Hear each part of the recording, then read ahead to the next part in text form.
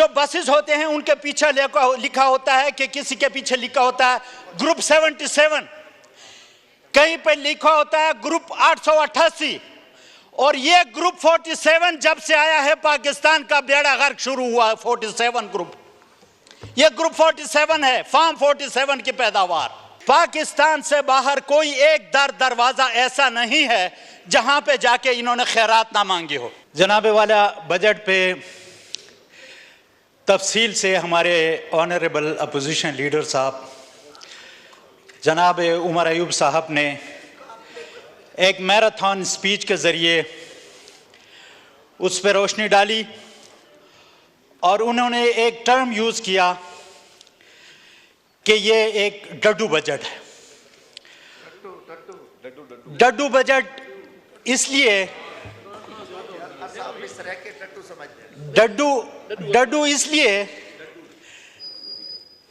इसलिए वो सही कह रहे हैं कि डड्डू सिर्फ एक ख़ास मौसम में आके एक मुख्तलिफ किस्म की आवाज़ें निकालता है, उस आवाज़ से न किसी को फ़ायदा और न किसी का भला होता है।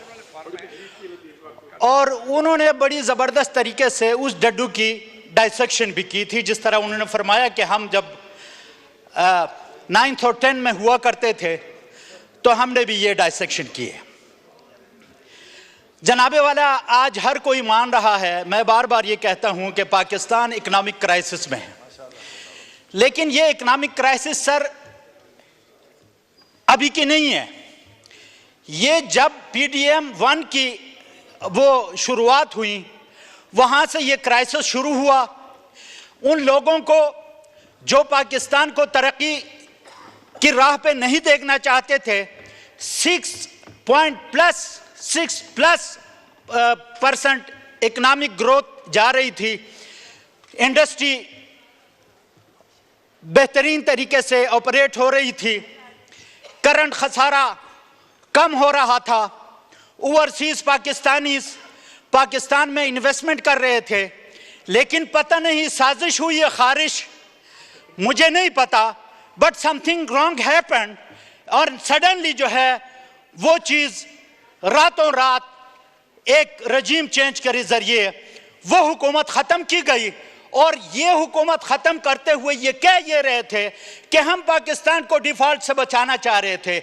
जब 6% ग्रोथ हो रही थी तो पाकिस्तान इनके मुताबिक डिफ़ॉल्ट कर रहा था, और जब -2 पे चले गया पाकिस्तान तो पाकिस्तान डिफ़ॉल्ट से बच गया था। ये इनकी जी फिलॉसफी है।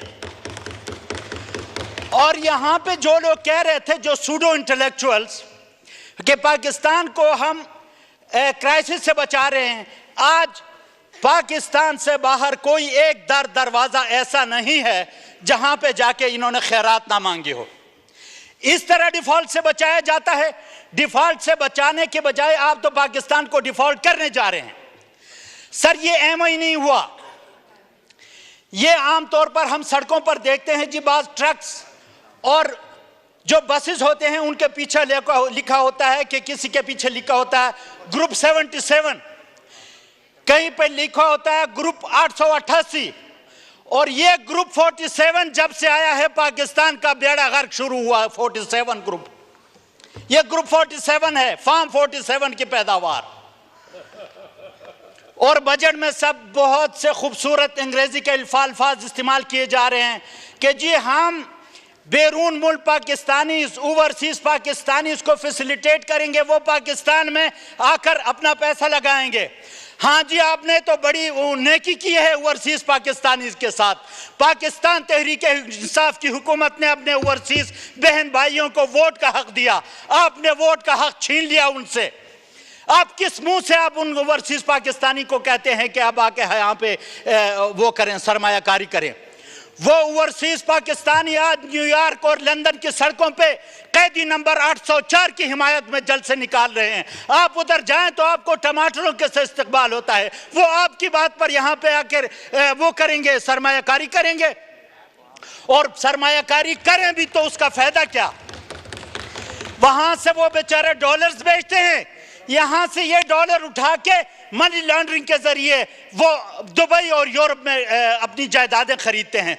तो आपको जायदाद खरीदने के लिए कोई डॉलर देने वाला नहीं है।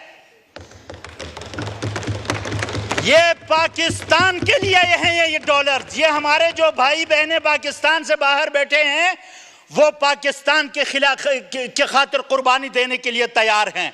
वो फार्म 47 ग्रुप 47 को पैसे देने के लिए नहीं तैयार। इसलिए ये खातिर जमा रखें कि इनकी बात पे ना कोई इंटरनेशनल एजेंसी, ना कोई बैरून मुल्क, ना बैरून मुल्क पाकिस्तानी कोई इनकी बात पे एतबार कर सकता है। जनाबे वाला ये खूबसूरत बातें करने लगे हैं जी। PSDP हमने बड़ी 15 they are boasting about their PSDP 1500 अरब रुपए का PSDP। जनाबे वाला 2 डिस्ट्रिक्ट की नुमाइंदगी करते हुए मैं इस असेंबली में आपके सामने खड़ा हूं। चित्राल 2 डिस्ट्रिक्ट, अच्छा वो ऐसा डिस्ट्रिक्ट नहीं है, वो ऐसा डिस्ट्रिक्ट है जो पाकिस्तान के मैदानी इलाकों को, पाकिस्तान की जरखेज जमीनों को सैराब करने के लिए कुदरत ने तमाम वसाइल उन डिस्ट्रिक्ट में रखा हुआ है।